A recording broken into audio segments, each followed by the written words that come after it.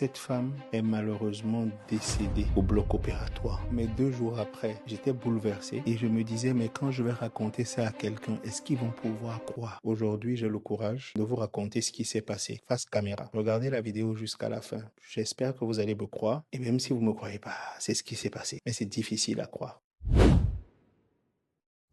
Dr Zaïdola Toundji, gynécologue obstétricien, spécialiste en traitement de l'infertilité, histoire d'obstétrique. J'étais en dernière année de spécialisation et c'était un dimanche. Je n'étais pas censé être à l'hôpital ce jour-là.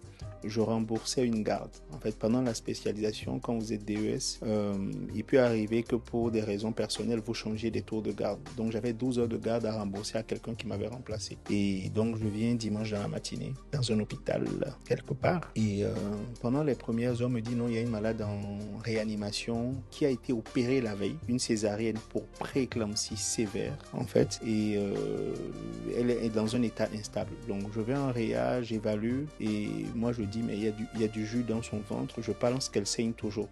Et quand on regarde en fait la chronologie des taux d'hémoglobine en fait qui ont été évalués, on voyait en fait que ça ne faisait que descendre sur les dernières heures. Le problème c'est qu'on l'a opéré pour une prééclampsie et quand on opère pour une prééclampsie, il peut s'installer ce qu'on appelle une coagulopathie. C'est une femme qui en fait le sang devient fluide, c'est une complication et même si vous avez bien fermé le ventre, que vous avez bien fait vos sutures, ça continue de suinter parce que le sang n'arrive plus à se coaguler en fait. Donc il peut arriver que ce genre de femme continue de saigner dans le ventre au niveau des points de piqûre en fait de la césarienne. Et là la grande discussion c'est ok, il va falloir la réopérer. Donc c'est ma garde, il faut qu'on la réopère. De toute façon, il va falloir la transfuser. Et là, la grande discussion. Souvent, quand on arrive dans cette situation, vous avez des membres qui vont vous dire, oui, mais moi, j'ai pas de sang, on n'a pas de sang dans l'hôpital. On trouve d'abord le sang et après, on l'opère. Je lui dis non. De toute façon, on sait qu'il y a un robinet qui est ouvert. On ferme le robinet, on lui donne une chance. Si le sang arrive, c'est bon. Si le sang n'arrive pas, elle va partir, elle va décéder. Mais au moins,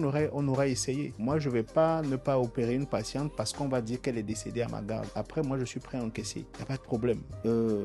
Finalement, on s'entend avec les anesthésistes et tout le monde se dit ok, on repart au bloc opératoire, on va envoyer sa famille chercher du sang s'ils en trouvent dans la ville ou dans un autre hôpital. Au moment où on devait partir, en fait, il y a son mari qui nous propose, il dit qu'il veut lui faire boire de l'eau bénite. Quand on va opérer une personne sous anesthésie générale, on ne va pas boire quoi que ce soit. Et surtout, c'est interdit par le règlement en fait, en réanimation. Et le mari me prend à côté, il me dit non, les femmes ne veulent, les infirmières de la réa ne veulent pas. Je dis c'est le. Il me dit bon, je veux juste lui mettre l'eau bénite sur le corps et tout ça.